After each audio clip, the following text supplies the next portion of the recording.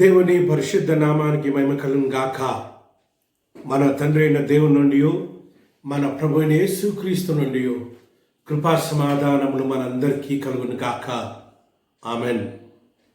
దేవుని ప్రియ పరిశుద్ధ సంగమా, ఈ సమయంలో మరొక ఆదివారమున మనము దేవుణ్ణి ఆరాధించడానికి, దేవుని పరిశుద్ధ నామాన్ని సన్నతించడానికి, దేవుని పరిశుద్ధ నామాన్ని గణపరచడానికి దేవుడు మనకిచ్చిన ఈ శ్రేష్టమైన భాగ్యాన్ని బట్టి మనమందరము దేవాది దేవునికి వందనాలు, స్తుతి, స్తోత్రము చెల్లించవలసి ఉంటున్నాం. ఈ యొక్క సమయంలో ఈ విశ్రాంతి దినాన్ని యూనిటీ సండేగా మనము సెలబ్రేట్ చేసుకుంటూ ఉంటాం. A festival of unity of the Communion of Churches of India, CCI, Communion of Churches in India అనేది 2000 సంవత్సరంలో ఏర్పాటు కావడం జరిగింది. CCIలో కమ్యూనియన్ ఆఫ్ చర్చెస్ ఇన్ ఇండియాలో church of north India, church of south India, Marthoma churches కలిసి ఈ CCIని స్థాపించడం జరిగింది. ఇంకొంచెం చరిత్రలోకి వెళ్ళినట్టయితే దక్షిణ ఇండియా సంఘం ప్రారంభించబడిన తర్వాత ఐక్య సంఘానికి నిదర్శనంగా భారతదేశంలో సాక్ష్యమిస్తూ నిలబడిన ఈ సంఘంతో అనేక సంఘాలు కలిసి ఐక్య బాటలో నడవాలని ప్రయత్నాలు జరిగాయి. ఆ ప్రయత్నాల్లో భాగంగా 1975లో అంతకుముందు నుంచే church of south India, church of north India, Marthoma సంఘాలు కొన్ని సంప్రదింపులు జరిపిన తర్వాత 1975వ సంవత్సరంలో జాయింట్ కౌన్సిల్గా ఏర్పాటు కావడం జరిగింది. Joint council of church of south India, church of north India, Marthoma church. ఈ జాయింట్ కౌన్సిల్ 2000 సంవత్సరంలో మనము ఇంకొక స్టెప్ ముందుకు వెళ్దాం ఐక్యతకి అని భావించి వారు communion of churches in India సంస్థగా ఏర్పాటు కావడం జరిగింది. దానిలో భాగంగా ఫస్ట్ మనము ఆరాధనలో ఐక్యత ఇద్దాం అనే సందేశాన్ని ఇచ్చి, మరి 3 సంఘాలకు ఒకటే ఆల్మనిక్, ఒకే థీమ్, ఒకటే బైబిల్ లెసన్స్, ఈ రీతిగా ఈ 3 సంఘాలు 2000 సంవత్సరం నుంచి ఆరాధనలో ఐక్యత కలిగి జీవిస్తూ ఉంటున్నారు. 2000 సంవత్సరం నుంచి సంవత్సరానికి ఒక ఆదివారము ఐక్యత ఆదివారంగా మనము సెలబ్రేట్ చేసుకొని మనము ఎంతవరకు పురోగతి సాధించామో మనల్ని మనం పరీక్షించుకుందాం అనే మంచి ఆలోచన చేత ఈ యొక్క ఫెస్టివల్ ఆఫ్ యూనిటీని church of south India, church of north India, Marthoma church స్థాపించడం జరిగింది. అందును బట్టి ఈ యొక్క నవంబర్ 2వ ఆదివారంలో మనము ఐక్యత ఆదివారంగా సెలబ్రేట్ చేసుకుంటూ ఉంటాం. దేవుడు భారతదేశంలో ఉంటున్న ఈ 3 పెద్ద సంఘాలను ఐక్యతలోకి నడిపించే ప్రక్రియ ప్రారంభించిన విధానాన్ని బట్టి దేవునికి వందనాలు చెల్లిస్తూ సంపూర్ణమైన ఐక్యత సాధించే దిశగా దేవుడు ఈ సంఘాలను ఆశీర్వదించాలని మనం ప్రార్థన చేయవలసి ఉంటున్నాం. ఈ సందర్భంగా మనము ధ్యానం చేయవలసిన అంశము ట్రెజర్స్ ఇన్ క్లే జార్స్, మట్టి ఘట్టములో ఐశ్వర్యము అనే అంశాన్ని మనము ధ్యానం చేస్తూ ఉంటాం. ట్రెజర్స్ ఇన్ క్లే జార్స్, మట్టి ఘట్టములో ఐశ్వర్యము అనే అంశాన్ని మనం ఆరాధిస్తూ ఉంటాం. దేవుని ప్రియ పరిశుద్ధ సంగమ, 4 పాఠ్య భాగాలు మనం చదువుకున్నాం. మీకా గ్రంథం 6వ అధ్యాయము మొదటి 8 వచనాలు, దావీదు మహారాజు రచించిన కీర్తనలు 106వ సంకీర్తన మొదటి 12 వచనాలు, అపోస్తుడైన పౌలు కొరింథీయులకు రాసిన పత్రిక 2వ పత్రిక 4వ అధ్యాయం 7వ వచనం నుంచి 15 వచనాల వరకు చదువుకున్నాం. సువార్తల భాగంలో నుంచి మార్కు సువార్త 4వ అధ్యాయము 26వ వచనం నుంచి 29వ వచనం వరకు చదువుకున్నాం. మనము చదువుకొని సిద్ధపడి మనం దేవుని వాక్యాన్ని వినడానికి మనం వచ్చాం. ప్రార్థన పూర్వకంగా మనము వాక్యాన్ని వింటున్నట్లయితే మాట్లాడే దేవుడు, దర్శించే దేవుడు, మరి వాక్యంలో ఉంటున్న లోతైన అర్థాలను, వాక్యంలో ఉంటున్న లోతైన మర్మాలను, వాక్యంలో ఉంటున్న గూఢార్థాలను దేవుడు మనకు బయలుపరచాలని మనము ప్రార్థన పూర్వకంగా ఈ వాక్యాన్ని విందాం. దేవుడు తప్పకుండా మనతో మాట్లాడుతూ ఉంటాడు.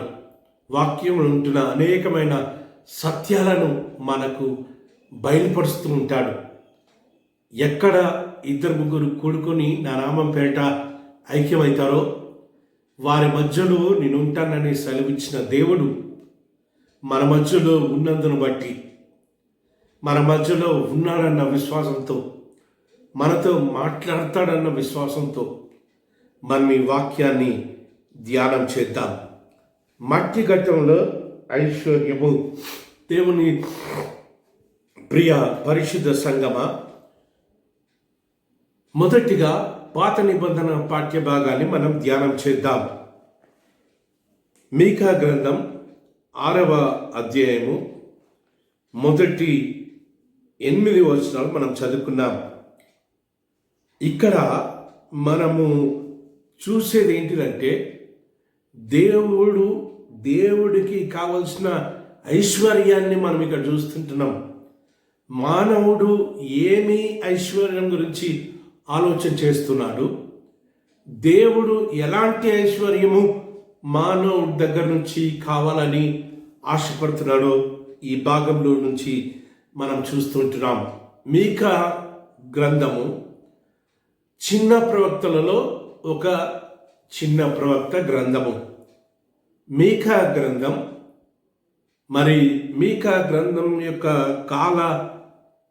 కాలాన్ని బట్టి మనం చూసినట్లయితే ఇశ్రాయేలీలు బబులోను చెరకు వెళ్ళక ముందు ప్రవచించిన ప్రవచన గ్రంథం ఇది.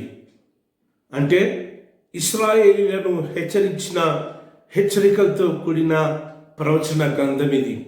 జాగ్రత్త సుమా, మీ నడవడి, మీ బుద్ధి, మీ పద్ధతి, దేవుణ్ణి ఆరాధించే విధానము, మీ లోకాశలు, మీ పోకడ, మీ యొక్క శరీరాశలు, శరీర క్రియలు, ఇవన్నీ నియంత్రించుకోకపోతే దేవుడు ఐగుప్తు చెర లాంటి ఇంకొక చెరకు దేవుడు మిమ్మల్ని అప్పగిస్తాడు. కాబట్టి పశ్చాత్తాపడి జీవించండి, మారు మనసు కలిగి జీవించండి, దేవునికి ప్రీతికరమైన జీవితం జీవించండి అని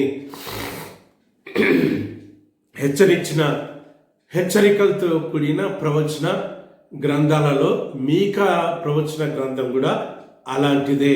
ప్రీ ఎగ్జైలిక్ ప్రాఫెసీ.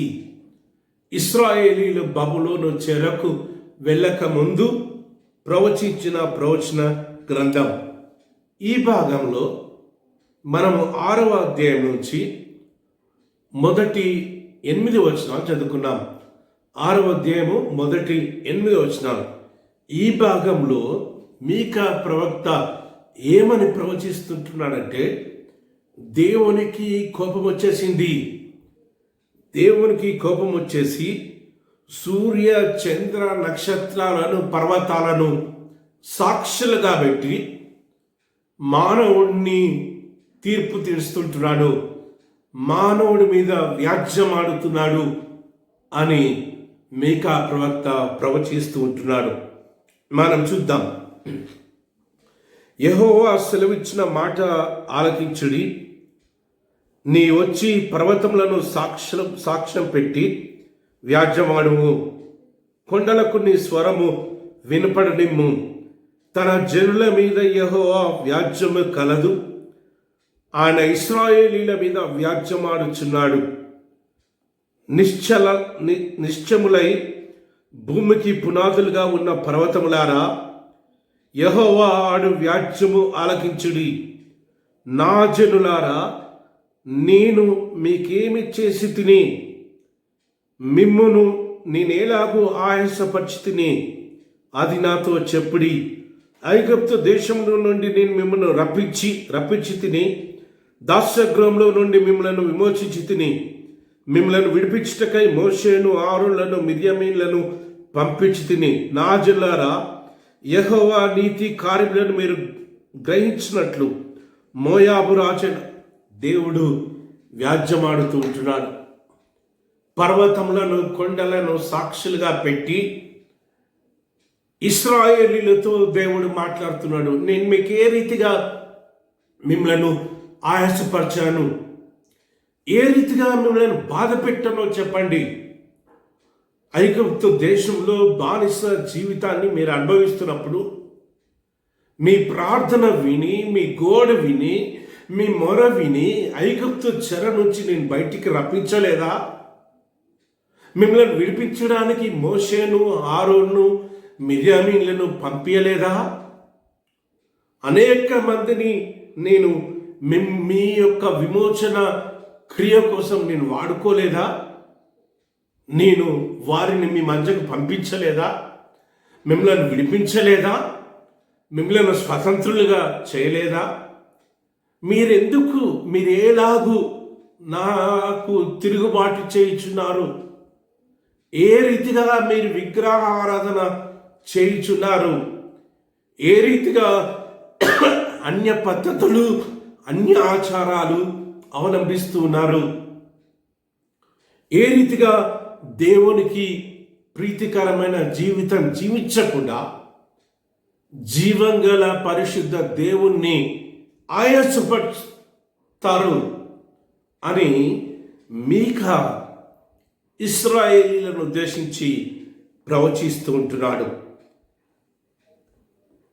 ప్రాముఖ్యంగా 6వ వచనం నుంచి 8వ వచనం నుంచి మనం చూడాలి.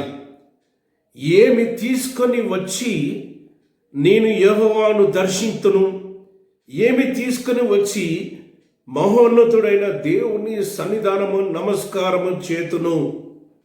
దేవుని ప్రియ పరిశుద్ధ సంగమా, ప్రతి ఒక్కరం కూడా మనల్ని మనము పరీక్షించుకోవాల్సిన ప్రశ్న అది. ఏమి తీసుకొని వచ్చి దేవుని సన్నిధానంలో దర్శించాలి, దేవుని దగ్గరికి రావాలి. దేవుడు చేసిన మేలులు, దేవుడు చేసిన ఆశ్చర్య కార్యాలు, దేవుడు నిన్ను, నన్ను, మన కుటుంబాలను, మన సంఘాలను ప్రేమిస్తున్న విధానాన్ని బట్టి మనము ఏమి ఇచ్చి దేవుని రుణాన్ని తీర్చుకోగలుగుతాం. ఇశ్రాయేలీలు కూడా ఆ రీతిగానే ఆలోచన చేస్తుంటున్నారు. దహన బలులను అర్పించాలా? వేల కొలది పొట్టెళ్ళని ఇవ్వాలా? ఏడాది గొర్రెపిల్లలు ఇవ్వాలా? ప్రథమ ఫలాన్ని ఇవ్వాలా? వేలాది నదులంత విస్తార తైలాన్ని ఇవ్వాలా? దేవుని ప్రియ పరిశుద్ధ సంగమ, ఇశ్రాయేలీలు వారి హృదయాన్ని దేవునికి ఇవ్వకుండా వారికున్న ఆస్తిని, ఐశ్వర్యాన్ని చూసి విర్రవీగుతూ మాకున్న దాంట్లో ఎంతో కొంత దేవునికి ఇస్తే సరిపోతుంది అని భావిస్తున్న సందర్భంలో మీకా ప్రవక్త ప్రవచిస్తూ ఉంటున్నాడు. ప్రస్తుత కాలంలో మనం కూడా ఈ యొక్క యాంత్రిక జీవన విధానములో, ఈ యొక్క మెకానికల్ లైఫ్లో ఆత్మతో సత్యముతో దేవుణ్ణి ఆరాధించలేని పరిస్థితులలో, గుడికి వెళ్ళలేని పరిస్థితులలో, మోకాలుంగి ప్రార్థించలేని పరిస్థితులలో, హృదయాంతరంగాల నుంచి దేవునికి మొరపెట్టి పరిస్థితులు లేవని మనము దశమ భాగం ఇస్తే సరిపోతుందిలే, మెంబర్షిప్ కడితే సరిపోతుందిలే, ఎంతో కొంత కానుక దేవునికి ఇస్తే సరిపోతుందిలే అని మనం అనుకుంటూ ఉంటాం. దేవుడు చల్లబడతాడు, దేవుడు నన్ను దీవిస్తాడు అని మనం అనుకుంటూ ఉంటాం. అయితే దేవుని ప్రియ పరిశుద్ధ సంగమా, ఆ రీతిగా ఇశ్రాయేలీల వలె మనం కూడా ఆలోచన చేస్తూ జీవిస్తున్నట్టయితే మనము పొరపాటు పడుతున్నట్టే. ఎందుకు అంటే ఇక్కడ దేవుడు అవేవి నాకొద్దు అని జ్ఞాపకం చేస్తుంటున్నాడు. ఏమని చెప్తున్నాడంటే 8వ వచనం మనం చూద్దాం. 8వ వచనం, మనుష్యుడా, ఏది ఉత్తమమో అది నీకు తెలియజేయబడి ఉన్నది. న్యాయంగా నడుచుకుంటయు, కనికరమును ప్రేమించుటయు, దీన మనస్సు కలిగి నీ దేవుని ఎదుట ప్రవర్తిష్టయు ఇంతే కదా యెహోవా నిన్ను అడుగుచున్నాడు.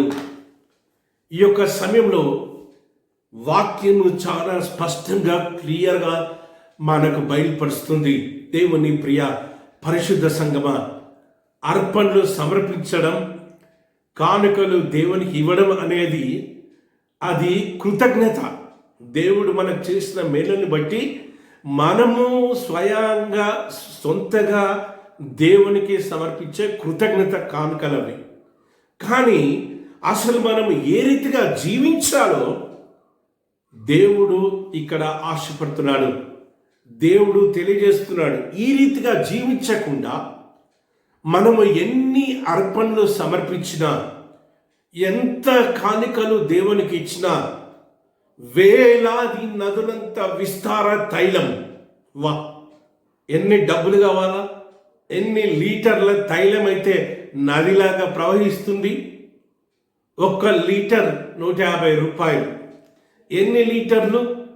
అట్లా ఎన్ని 150 రూపాయలు? వేల కొలది పొట్టేళ్లను. దేవుని ప్రియ పరిశుద్ధ సంగమా, అవన్నీ ఇవ్వడానికి శక్తి ఉంది. కానీ దేవుడు ఏమంటున్నంటే అవి నాకు ప్రాముఖ్యమైనవి కాదు, అవి నాకొద్దు. నీ దగ్గర నుంచి ఆశించేది ఏంటిదంటే, నెంబర్ 1, న్యాయంగా నడుచుకో, న్యాయంగా జీవించు, న్యాయంగా బ్రతుకు, న్యాయాన్ని ఏరులై పారింపజేయి. నీ యొక్క సేవలో, నీ యొక్క ఉద్యోగంలో, నీ యొక్క చదువులో, నీ యొక్క పరిపాలనలో న్యాయబద్ధంగా ఉండేటట్టు చూసుకో. న్యాయాన్ని ఏరులై పారేటట్టు చూసుకో. ఎందుకు అంటే నీ దేవుడు న్యాయాధిపతి అయిన దేవుడు, నీ దేవుడు న్యాయాన్ని జరిగించే దేవుడు. న్యాయాధిపతి అయిన దేవుని యొక్క వారసుడి కాబట్టి నీ దగ్గర నుంచి దేవుడు ఆశించేది ఏంటిదంటే న్యాయాన్ని జరిగించడం. నువ్వు న్యాయాన్ని జరిగించే విధానాన్ని చూసి దేవుడు సంతోషించాలని ఆశపడుతున్నాడు. దేవుని ప్రియ పరిశుద్ధ సంగమా, న్యాయంగా జీవించాలి. ఇతరులని దోచుకోవడము, ఇతరుల నోరు కొట్టడము, మనది కాని దాని గురించి ఆశించడము, లంచాలు తీసుకోవడము, అక్రమంగా బ్రతకడము, ఇవన్నీ చేస్తూ వీటిలో నుంచి ఎంతో కొంత నువ్వు దేవుని మందిరానికి సమర్పిస్తే అవి దేవుడు స్వీకరించడు. దేవునికి కావాల్సింది ఏంటిది అంటే నెంబర్ 1 న్యాయంగా నడుచుకోవడము, న్యాయంగా జీవించాలి, న్యాయంగా బ్రతకాలి, న్యాయంగా దేవుని బిడ్డగా ఈ లోకంలో మరి నీ ధర్మాన్ని నువ్వు నెరవేర్చేవాడిగా ఉండాలి అని దేవుడు మాట్లాడుతూ ఉంటున్నాడు. రెండోది ఏంటిదంటే కనికరాన్ని ప్రేమించటయు, కనికరాన్ని ప్రేమించాలి, కనికరము కలిగి జీవించాలి. కనికరము, దయ, దాక్షిణ్యము ఈ యొక్క గుణగణాలు ప్రతి క్రైస్తవుడిలో ఉట్టిపడాలి అని దేవుడు చెప్తుంటున్నాడు. ఇశ్రాయేలును జ్ఞాపకం చేస్తున్నాడు. ఎందుకు అంటే ఒకప్పుడు కనికరము లేకుండా నువ్వు జీవించావు. ఒకప్పుడు కనికరము నీ యొక్క నువ్వు ఐగుప్తులో ఉన్నప్పుడు నీకు కనికరము దొరకలేదు.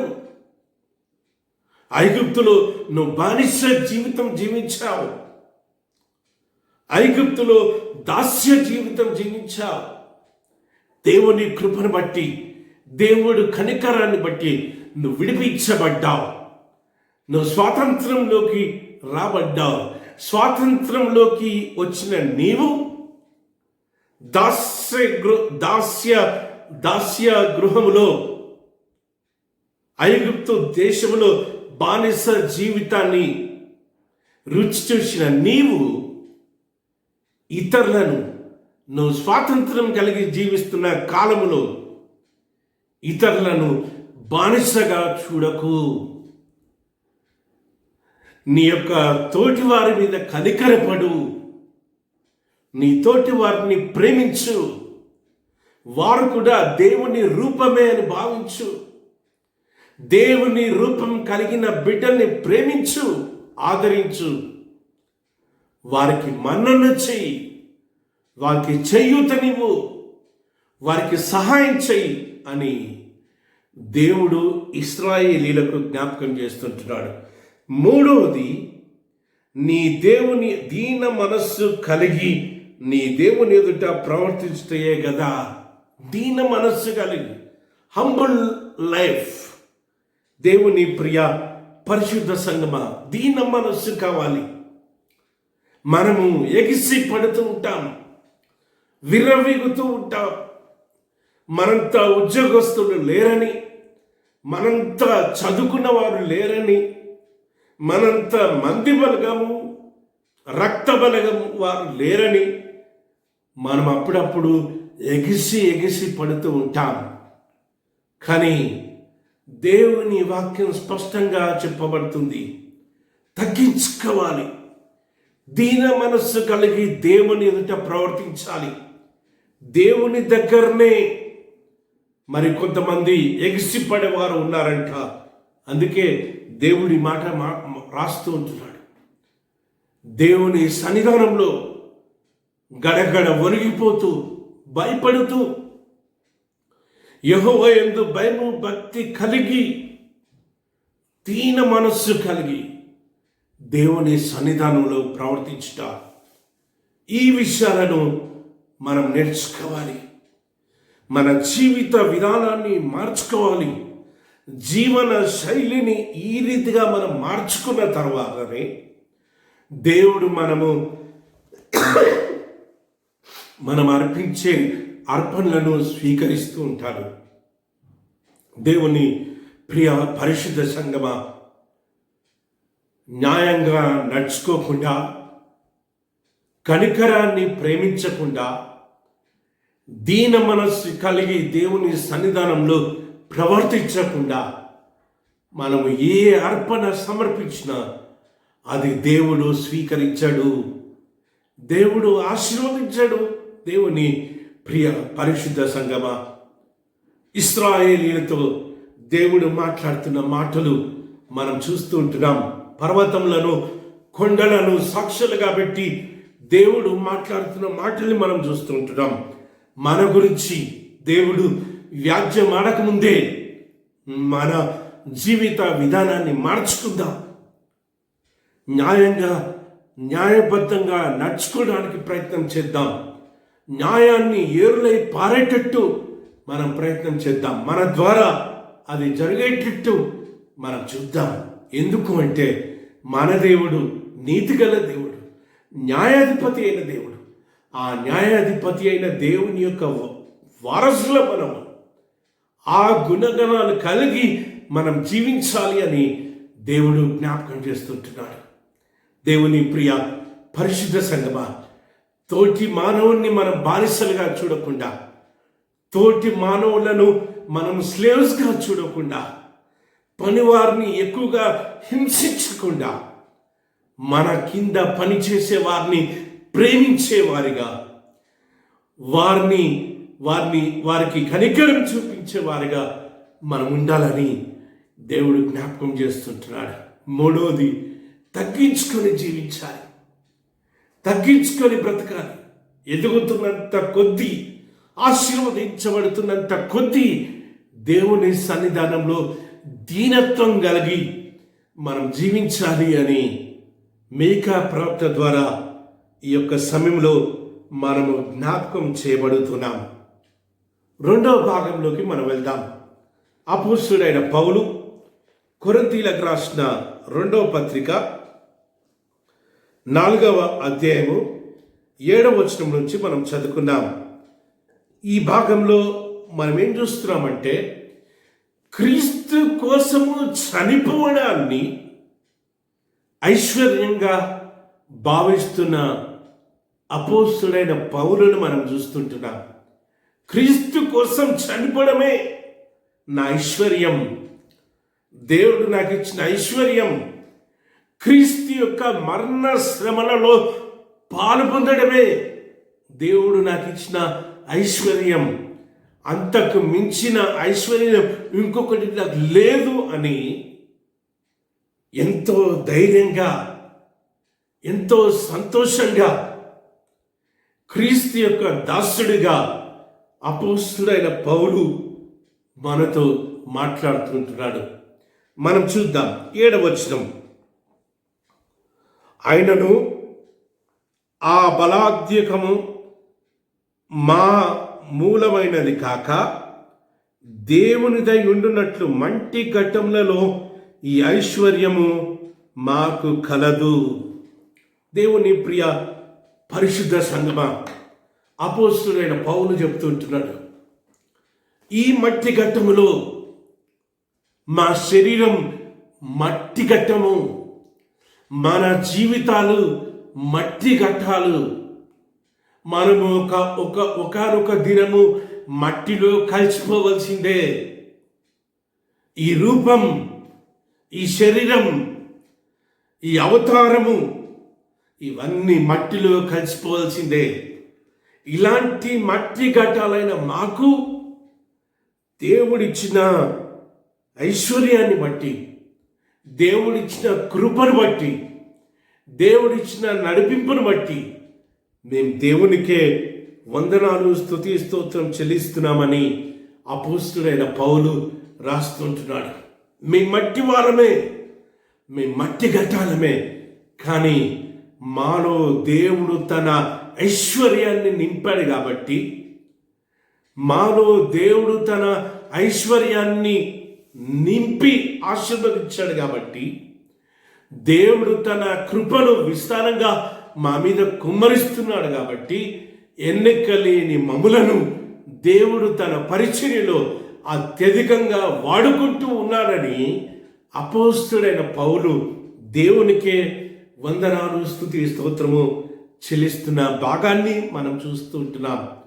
దేవుని ప్రియ పరిశుద్ధ సంగమా, ఈ కాలంలో అక్కడక్కడ మనం వింటూ ఉన్నాం, నా మందిరానికి రాబట్టే, నేను ప్రార్థించబట్టే, మా ఉపవాస ప్రార్థన చేయబట్టే పలాని పలాని పలాని మేలు నీ కలిగింది అని వారి సొంత లాభాల కోసము, సొంత ప్రయోజనాల కోసము చెప్పుకొని బ్రతుకుతున్న వారిని మనం చూస్తూ ఉంటున్నాం.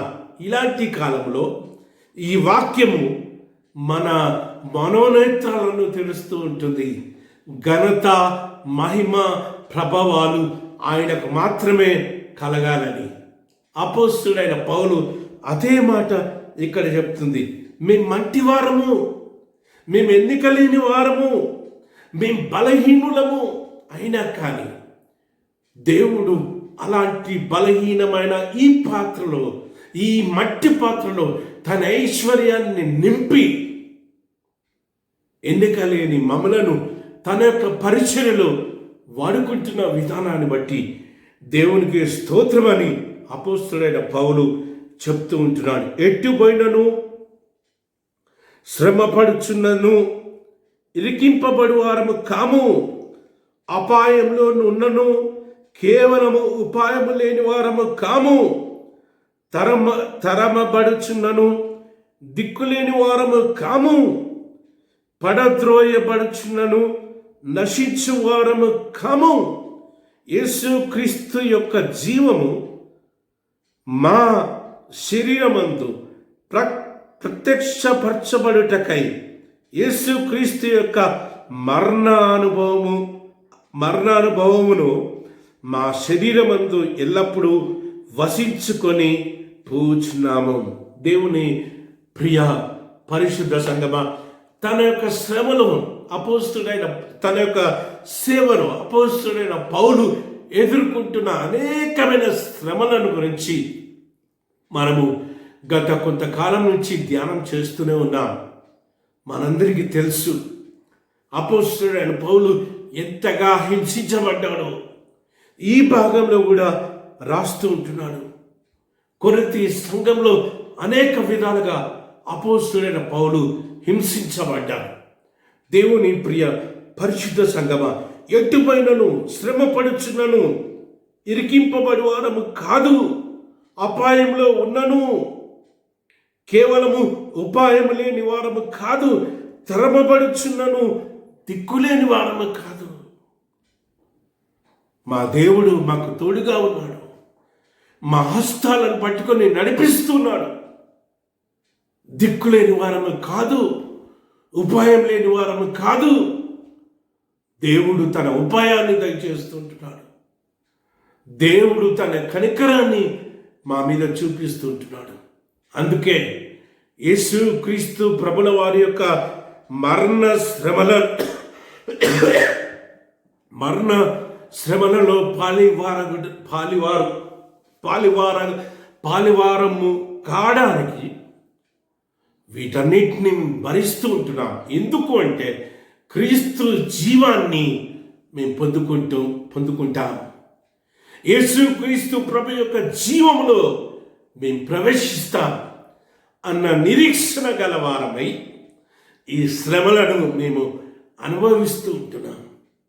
ఈ శ్రమలను మేము సంతోషంగా స్వీకరిస్తున్నామని క్రీస్తు పరిచారకుడైన అపోస్తుడైన పౌలు తన యొక్క శ్రమలను దీవెనకరంగా మార్చుకొని శ్రమలు ఉన్నాయని అలసిపోకుండా, శ్రమలు ఉన్నాయని వెనకడుగు వేయకుండా ముందుకే సాగిపోతున్న సందర్భాన్ని మనం ఇక్కడ చూస్తూ ఉంటున్నాం.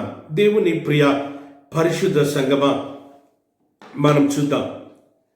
క్రీస్తు యొక్క ఏలైనగా క్రీస్తు యొక్క జీవం కూడా మా మర్త్య శరీరమందు ప్రత్యక్షపరచబడినట్లు సజీవులమై మేము ఎల్లప్పుడూ యేసు నిమిత్తము మరణమునకు అప్పగించుకొనుచున్నాము. యేసు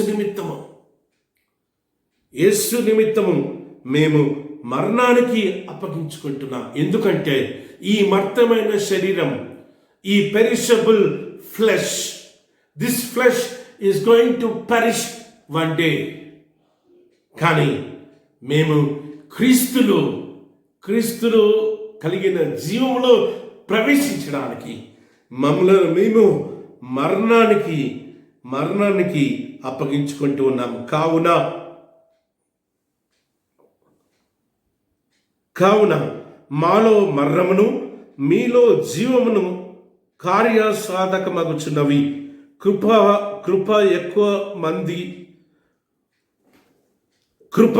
ఎక్కువ మంది ద్వారా ప్రబలి దేవుని మహిమ నిమిత్తము కృతజ్ఞతాస్తుతులు విస్తరింపచేయులాగున సమస్తమైనవి మీ కొరకై ఉన్నవి కాగా విశ్వసించి తిని గనుక మాట్లాడి తిని.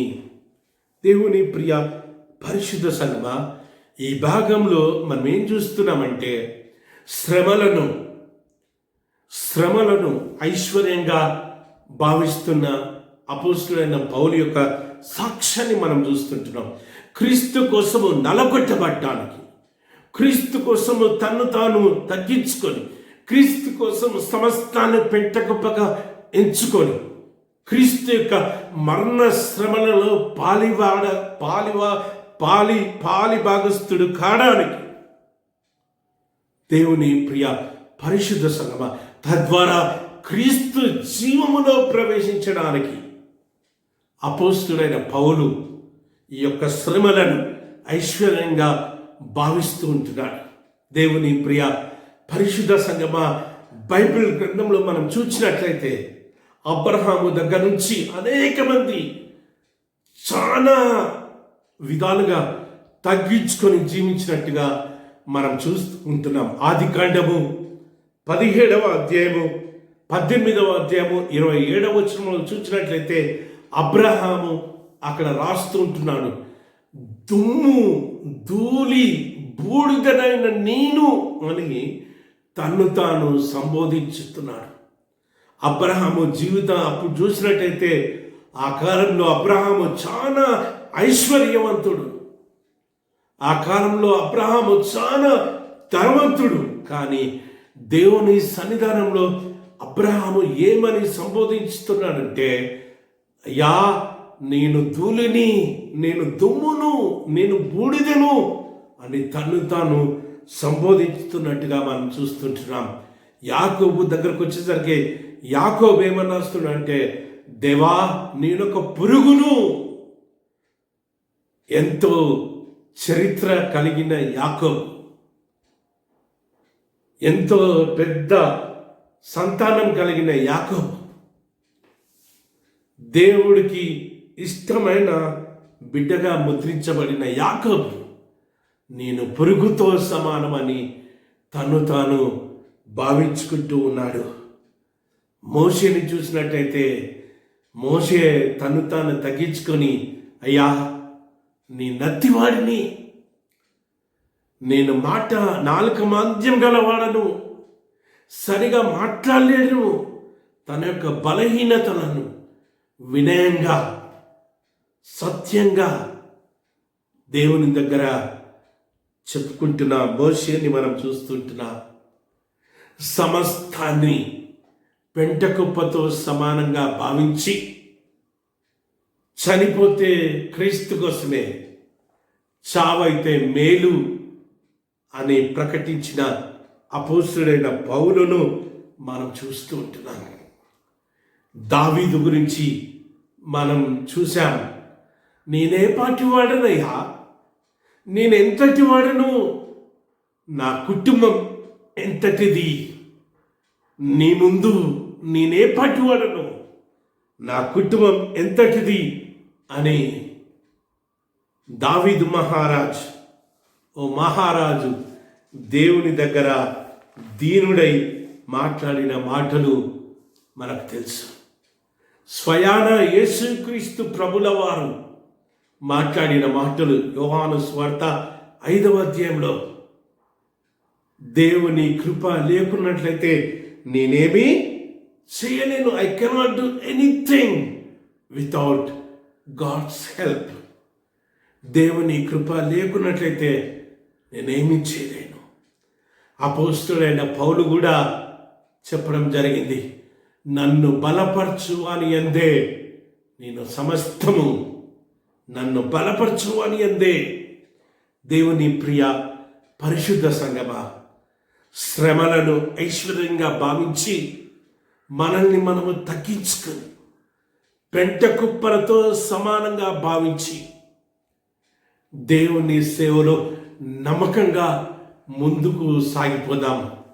అప్పుడే మన సేవా జీవితంలో, మన పరిచర్యలో ఆశ్చర్య కార్యాలు, అద్భుత కార్యాలను మనం చూస్తాం, ఆస్వాదిస్తాం, మనం సాక్ష్యం ఇవ్వగలుగుతాం. దేవుని నడిపింపు, దేవుని కృప విస్తారంగా మన మీద కుమ్మరించబడుతుంది. అపోస్తుడైన పౌలును దేవుడు ఏ రీతిగా వాడుకున్నాడో మనల్ని కూడా ఆ రీతిగా వాడుకోవాలని ఆశపడుతున్నాడు. అయితే అపోస్తుడైన పౌలు ఏ రీతిగా దేవునికి సమర్పించుకున్నాడో మనం కూడా ఆ రీతిగా సంపూర్ణంగా సమర్పించుకున్నప్పుడే లోకాన్ని, లోకాశలు విడిచిపెట్టి, జీవపు డమ్మాన్ని విడిచిపెట్టి, నేత్రాశ విడిచిపెట్టి, శిలువ వైపే మన గురి ఉంచి క్రీస్తు మరణ శ్రమలను అనుభవిస్తూ క్రీస్తు జీవంలో ప్రవేశించాలన్న నిరీక్షణతో మన విశ్వాసాన్ని కొనసాగించినట్లయితే, మన సేవను కొనసాగించినట్లయితే ఈ మట్టి ఘట్టములో దేవుడు తన ఐశ్వర్యాన్ని నింపి రానున్న కాలానికి ఆశీర్వాదకరంగా నిన్ను నన్ను వాడుకోవాలని దేవుడు ఆశపడుతున్నాడు. అయితే మనల్ని మనము తగ్గించుకోవాలి, మనల్ని మనము దేవునికి సమర్పించుకోవాలి. మూడవదిగా మార్కు సువార్త 4వ అధ్యాయము, మార్కు సువార్త 4వ అధ్యాయము 26వ వచనం నుంచి 29వ వచనం వరకు మనం చదువుకున్నాం. ఇక్కడ యేసుక్రీస్తు ప్రభుల వారు దేవుని రాజ్యం గురించి ఒక ఉపమానాన్ని చెప్తూ ఉంటున్నాడు. మనం చూద్దాం. 4వ అధ్యాయము 26వ వచనం నుంచి, మరియు ఆయన ఒక మనుష్యుడు భూమిలో విత్తనము చల్లి రాత్రింబవళ్ళు నిద్రపోవచ్చు మేల్కొనుచు నుండగా వానికి తెలియని రీతిగా ఆ విత్తనము మొలిచి పెరుగునట్లు దేవుని రాజ్యము ఉన్నది. భూమి మొదట మొలకను, తర్వాత వెన్నును, అటు తర్వాత వెన్నులో ముదురును, గింజలను తానంతట తానే పుట్టించును. పంట పండినప్పుడు కోతకాలము వచ్చినదని సేద్యగాడు వెంటనే కొడవలు పెట్టి కోయినని చెప్పెను. పరలోక రాజ్యం గురించి యేసుక్రీస్తు ప్రభుల వారు ఇక్కడ తెలియజేస్తున్న మరొక ఉపమానాన్ని మనం చూస్తూ ఉంటున్నాం. ఈ భాగంలో మనము ఏం నేర్చుకుంటున్నామంటే పరలోకపు విలువలను ప్రకటించడమే ఐశ్వర్యంగా మనం ఎంచాలి. పరలోకపు విలువలను ప్రకటించడమే దేవుని ఐశ్వర్యంగా, దేవుడు మనకిచ్చిన గొప్ప వరంగా మనం భావించాలి అని ఈ భాగంలో మనం నేర్చుకోబోతున్నాం. ఈ ఉపమానంలో కొన్ని సత్యాలను మనం చూస్తూ ఉంటున్నాం. ఇక్కడ త్రీ కాంపోనెంట్స్ని మనం చూస్తుంటున్నాం. ఏంటిది అంటే, నెంబర్ 1 సీడ్, విత్తనము. నెంబర్ 2 సోవర్, విత్తేవాడు. నెంబర్ 3 గ్రౌండ్, నేల. విత్తనము, వ్యవసాయకుడు, నేల. Seed, sower and ground. ఈ మూడు కూడా ఒకదానికి ఒకటి ఏ రీతిగా ఇంటర్లింక్ అయి ఉన్నంత కాలము ఏ రీతిగా పంట పండుతుందో ఈ భాగంలో మనం చూస్తూ ఉంటున్నాం. ఈ మూడింటికి 3 వివిధ గుణగణాలు ఉన్నప్పటికీ వాటి గుణగణాలను నెరవేరుస్తూ వాటి గుణగణాలను నెరవేర్చే ప్రక్రియలో తిరిగి ఆ 3 ఏకమై ఉన్న విధానాన్ని, ఆ 3 ఇంటర్లింక్, ఒకదానికొకటి సంబంధం కలిగి ఉన్న విధానాన్ని మనము ఈ బైబిల్ గ్రంథంలో మనం చూస్తూ ఉంటున్నాం. నాకెందుకులే అని విత్తనం అనుకుంటే మొలకెత్తదు. నాకెందుకులే అని వ్యవసాయదారుడు విత్తనం వేయకపోతే మొలకెత్తదు. నేనెందుకు దానికి మరి మొలకెత్తియాలని భూమి అనుకుంటే విత్తనము మొలకెత్తదు. కానీ ఈ మూడింటికి 3 విభిన్న గుణగణాలు కలిగినప్పటికీ 3 విభిన్న గుణగణాలు ఎగ్జిక్యూట్ చేసే విధానంలో మూడింటికి ఉండవలసిన పోలిక, మూడింటికి ఉండవలసిన కనెక్టెడ్నెస్ని, మూడింటికి ఉండవలసిన ఇంటర్ డిసిప్లిన్ మనం ఇక్కడ చూస్తూ ఉంటున్నాం. దేవుని ప్రియ పరిశుద్ధ సంగమా, అలాంటప్పుడే మరి ఆ విత్తనము మొలకెత్తి పెద్దదై మరి ఫలించి అభివృద్ధిలోకి వస్తుందని మనం ఇక్కడ చూస్తూ ఉంటున్నాం. దేవుని ప్రియ పరిశుద్ధ సంగమా, అదే రీతిగా పరలోక రాజ్యం కూడా ఉంది. పరలోక రాజ్యం విస్తరించాలి అంటే మనమందరం కూడా మన వంతు కృషి మనం చేయాలి. నాకెందుకు లే అని మనం అనుకుంటే పరలోక రాజ్యము విస్తరించబడదు. పరలోక రాజ్యం యొక్క విలువలు ప్రకటించబడవు. పరలోక రాజ్యము విస్తరించబడాలి. పరలోక రాజ్యము అనేక మంది బిడ్డలు, చీకటిలో ఉంటున్న బిడ్డలు ఈ వెలుగులోకి రావాలి అంటే పరలోక రాజ్యం విస్తరించబడాలి. పరలోక రాజ్యం విస్తరించబడాలి అంటే ఏ రీతిగానైతే విత్తనానికి విత్తేవాడికి నేలకు మరి ఆ యొక్క కనెక్టెడ్నెస్ ఉందో, మరి మనకు కూడా అలాంటి కనెక్టెడ్నెస్ ఉంటేనే మనము పరలోక రాజ్యాన్ని విస్తరింప కలగజేస్తాం. ఇంకొంచెం లోతుగా ఈ యొక్క ఉపమానాన్ని ఆలోచన చేయడానికి ప్రయత్నం చేద్దాం. విత్తనము అంటే దేవుని వాక్యము. విత్తనం అంటే దేవుని వాక్యము. ఎప్పుడైతే పరలోక రాజ్యాన్ని మనము నిర్మిస్తామో, పరలోక రాజ్యాన్ని మనము ఏర్పాటు చేసినప్పుడు, పరలోక రాజ్యాన్ని విస్తరింపజేసినప్పుడు మరి దేవుని యొక్క స్వార్థ ఫలము మరి కోతకాలానికి మరి సిద్ధపడుతున్నట్టుగా మనం చూస్తూ ఉంటున్నాం. దేవుని ప్రియ పరిశుద్ధ సంగమా, ఎప్పుడైతే దేవుని రాజ్యము విస్తరించబడుతుందో అప్పుడే కోత విస్తారంగా ఉంటుంది. అప్పుడే పంట విస్తారంగా పండుతుంది. అప్పుడే దేవుని రాజ్యంలోకి అనేక మంది బిడ్డలు వస్తూ ఉంటారు. అయితే విత్తనము ఏంటిది అంటే, విత్తనము దేవుని వాక్యము. సోవర్, విత్తేవాడు ఎవరు అంటే విత్తేవాడు దేవుని సేవకుడు.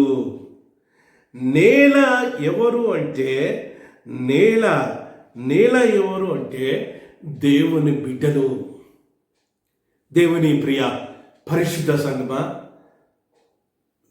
విత్తనము దేవుని వాక్యము, విత్తేవాడు దేవుని సేవకుడు, నేల ఎవరు అంటే దేవుని ప్రజలు.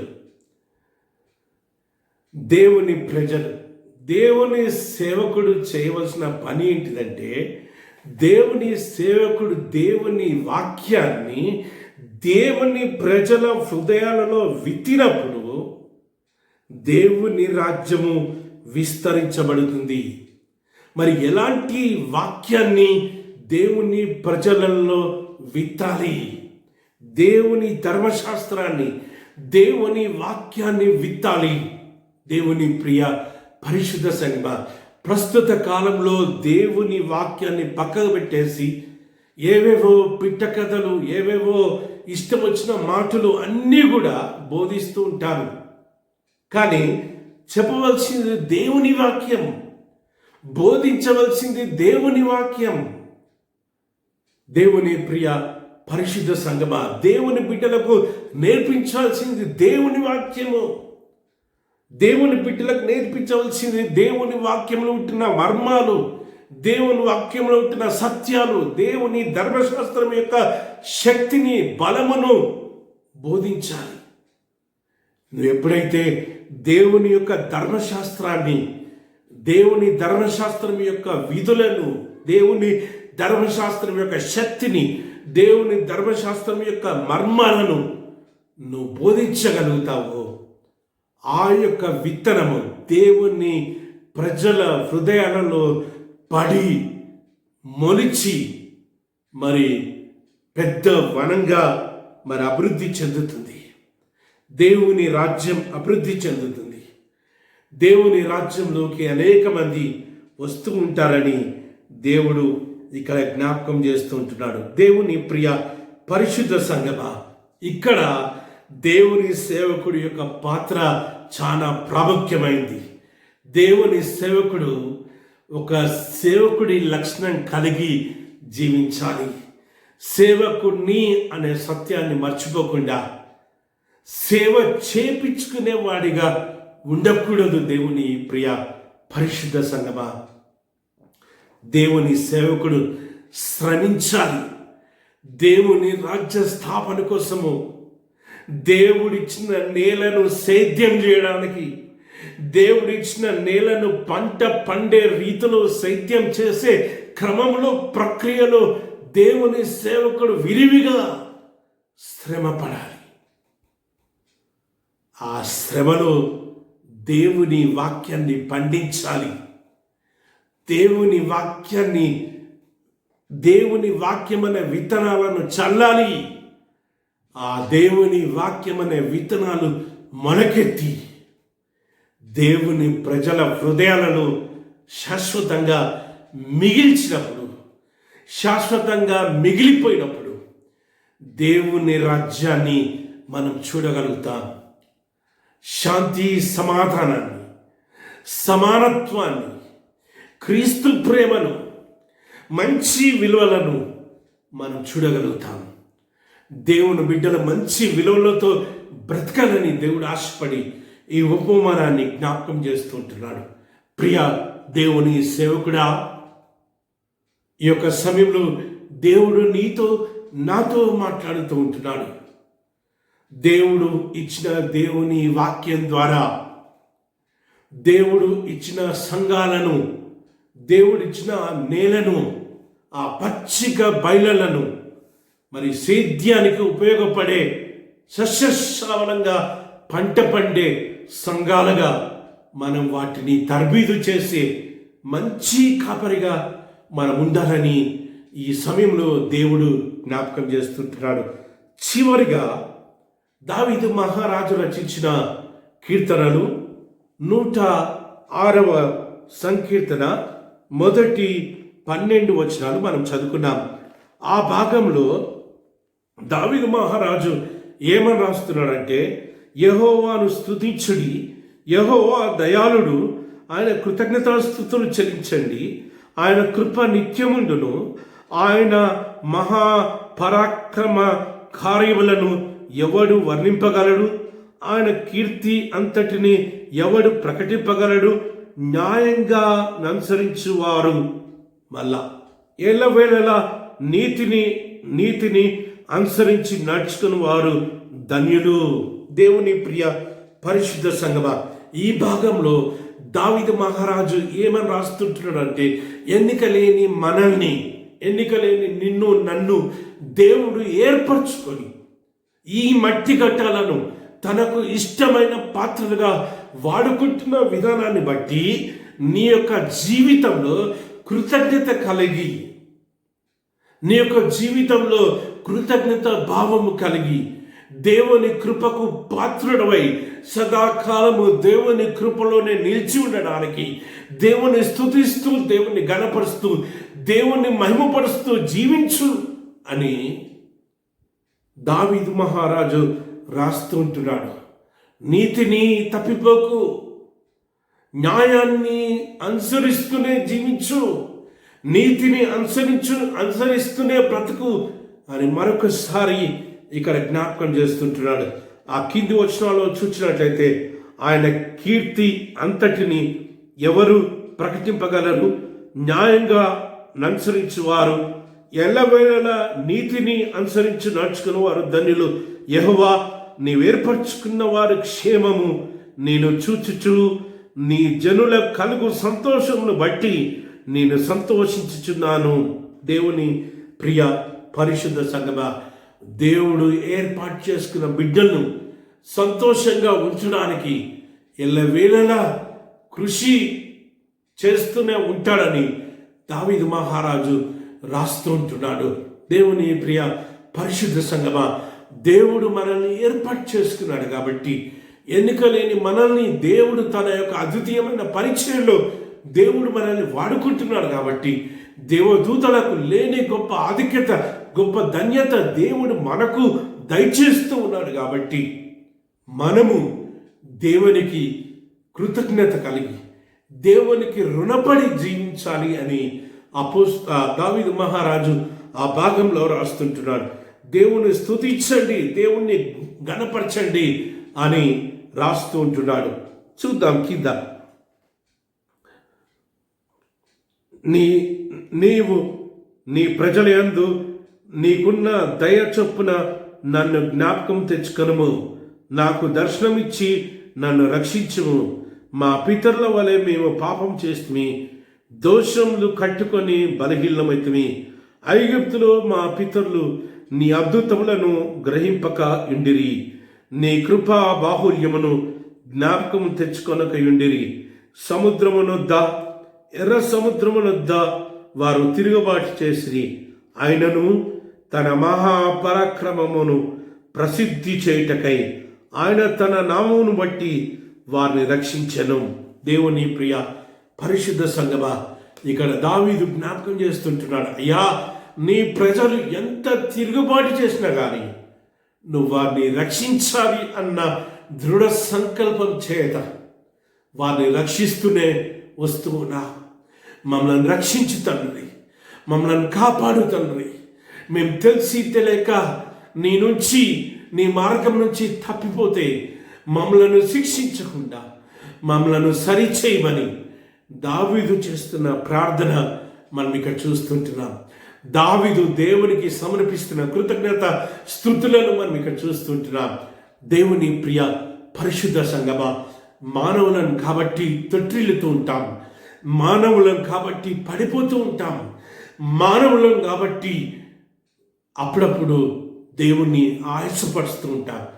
కానీ మన జీవితాలను మనం సరిచేసుకొని తిరిగి దేవుని దగ్గరికి రావడానికి ప్రయత్నం చేసినట్టయితే, దేవుని ప్రియ పరిశుద్ధ సంగమా, మన జీవితంలో ఆశ్చర్య కార్యాలు, మన జీవితంలో అద్భుత కార్యాలను దేవుడు జరిగిస్తూ ఉంటాడు. ఎన్నికలేని ఈ మట్టి ఘట్టాన్ని దేవుడు తన ఐశ్వర్యాన్ని ఇచ్చి, ఐశ్వర్యంతో నింపి దేవుని బిడ్డలుగా ఈ లోకంలో, సమాజంలో, సంఘంలో దేవుడు మనల్ని వాడుకుంటున్న విధానాన్ని బట్టి దేవునికి ఘనత, మహిమ, ప్రభావాలు మనము జీవించుచున్నంత మట్టుకు సమర్పిస్తూనే ఉందాం. ఆయన నామానికి మహిమకరంగా, ఆయన నామానికి ఘనత తెచ్చే రీతిలో, ఆయన నామాన్ని ఘనపరిచే రీతిలో, ఆయన నామాన్ని మహిమపరిచే రీతిలో, ఆయన నీతి రాజ్యాన్ని విస్తరింపజేసే రీతిలో, న్యాయాన్ని ప్రేమిస్తూ, కనికరాన్ని ప్రేమిస్తూ, దీన మనసుతో జీవించడానికి దేవుడు తన కృప మనందరికీ దయచేయునుగాక. ఆమెన్. తలలోంచి ప్రార్థన చేసుకుందాం. అందరము విత్తబడిన వాక్యాన్ని బట్టి దేవునికి వందనాలు చెల్లిస్తూ, దేవుడు విత్తబడిన వాక్యాన్ని 10 కాలాల పాటు మన హృదయంలో పదిలపరిచి వాక్యానుసారంగా బ్రతకడానికి, వాక్యానుసారంగా జీవించడానికి, ఈ యొక్క మట్టి ఘట్టంలో దేవుడు ఉంచిన ఐశ్వర్యాన్ని దేవుడు తీసివేయకుండా సదాకాలము ఆ కృపలో మనము విస్తరించడానికి, మన కుటుంబాలు దేవుని కృపను ఆస్వాదించడానికి, మన సంఘాలు దేవుని కృపను ఆస్వాదించడానికి దేవుడు సదాకాలము మనకు తోడుగా ఉండేలాగున మనమందరము కళ్ళు మూసుకొని ప్రార్థన చేద్దాం. ప్రేమ నమ్మకం గల మా యేసయ్యా, మా పరలోకపు రాజా, ఈ యొక్క సమయంలో నీ వాక్యాన్ని బట్టి స్తోత్రం. గొప్ప దేవుడా నాయనా, communion of churches in India, church of south ఇండియాని బట్టి, చర్చ్ ఆఫ్ నార్త్ ఇండియాని బట్టి, మార్తోమా చర్చ్ని బట్టి, ఐక్యత బాటలో వారు నడవాలని చేసుకున్న తీర్మానాన్ని బట్టి నీకు వందనాలు, స్తుతి, స్తోత్రం చెల్లిస్తున్నాం. గొప్ప దేవుడా నాయనా, ఈ యొక్క సందర్భంగా మట్టి ఘట్టంలో ఉన్న ఐశ్వర్యము అనే అంశాన్ని ఆధారంగా చేసుకొని నీ వాక్యాన్ని ధ్యానం చేసుకోవడానికి మీరు మాకు ఇచ్చిన కృపను బట్టి స్తోత్రం. అనేకమైన విషయాలను మాకు బయలుపరిచినందుకు స్తోత్రమేసయ్యా.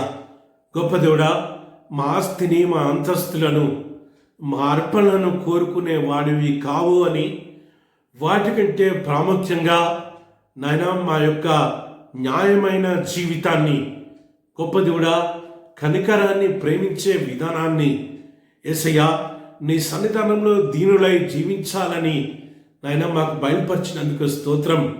గొప్ప దేవుడా, అపోస్తులైన పౌలు సేవా జీవితం ద్వారా గొప్ప దేవుడా క్రీస్తు యొక్క మరణ శ్రమలలో పాలి భాగస్థులం కావడాన్ని బట్టి క్రీస్తు యొక్క జీవంలో ప్రవేశించే కృప పొందుకుంటామనే సత్యాన్ని మాకు తెలియజేసినందుకు స్తోత్రం. గొప్ప దేవుడా, నాయన వ్యవసాయకుడికి, నాయన విత్తనానికి, నేలకు ఎలాంటి తత్సంబంధాలు కలిగి ఉన్నప్పుడే ఆ యొక్క విత్తనము ఫలించి అభివృద్ధి అవుతుందన్న సత్యాన్ని మాకు బయలుపరిచినందుకు స్తోత్రం. నీ సేవకులమైన మేము నాయన నీ వాక్యాన్ని నాయన మరి సేద్యపరిచిన నాయన పొలములో మరి విత్తడానికి నీ కృప దయచేయమని ప్రార్థన చేస్తున్నా. మా సంఘాలను నాయన కోత కాలానికి సిద్ధం చేసే సంఘాలుగా నాయన మేము తీర్చిదిద్దడానికి నీ కృప మాకు దయచేయమని ప్రార్థన చేస్తున్నాం. నీ వాక్యాన్నే ఉన్నది ఉన్నట్టుగా బోధించే బోధకులుగా, నాయన పరిచారకులుగా, సేవకులుగా మమ్మల్ని అభిషేకించమని ప్రార్థన చేస్తున్నాం. నీ యొక్క పరిశుద్ధాత్మ నడిపింపును మాకు దయచేయమని ప్రార్థన చేస్తున్నాం. గొప్ప దేవుడా, మీకు స్తోత్రం యేసయ్యా. ఈ యొక్క వాక్యంలో ఉంటున్న లోతైన మర్మాలను మాకు బయలుపరిచినందుకు స్తోత్రం యేసయ్యా. ఎన్నిక లేని మమ్మలను నాయన మీరు ఏర్పరచుకున్నందుకు స్తోత్రం. ఈ శరీరం నాయన, ఈ రూపం మట్టిలో కలిసిపోతుంది, ఒకానొక దినము మట్టిలో కలిసిపోయే వారమన్న సత్యాన్ని గుర్తెరగి, మాలో మీరు ఉంచిన ఐశ్వర్యాన్ని నాయన మేము గుర్తెరగి, ఆ ఐశ్వర్యానికి అనుగుణంగా మేము జీవించే జీవిత విధానాన్ని మాకు నేర్పించమని ప్రార్థన చేస్తున్నాం. ఈ యొక్క ఐశ్వర్యంలోకి అనేక మందిని నడిపించే సతనాలుగా మమ్మల్ని వాడుకోమని ఘనత, మహిమ, ప్రభావాలు మీకే చెల్లిస్తూ యేసు పరిశుద్ధ నామమున ప్రార్థన చేస్తున్నాము తండ్రి, ఆమేన్. మన తండ్రి అయిన దేవుని ప్రేమ, మన ప్రభువైన యేసు క్రీస్తు యొక్క కృప, పరిశుద్ధాత్మ దేవుని యొక్క నడిపింపు, కాపుదల, సంరక్షణ, పోషణ మనందరికీ, వాక్యం విన్న ప్రతి బిడ్డకు ఇప్పుడు ఎల్లప్పుడు సదాకాలము తోడేయుడును గాక. ఆమేన్.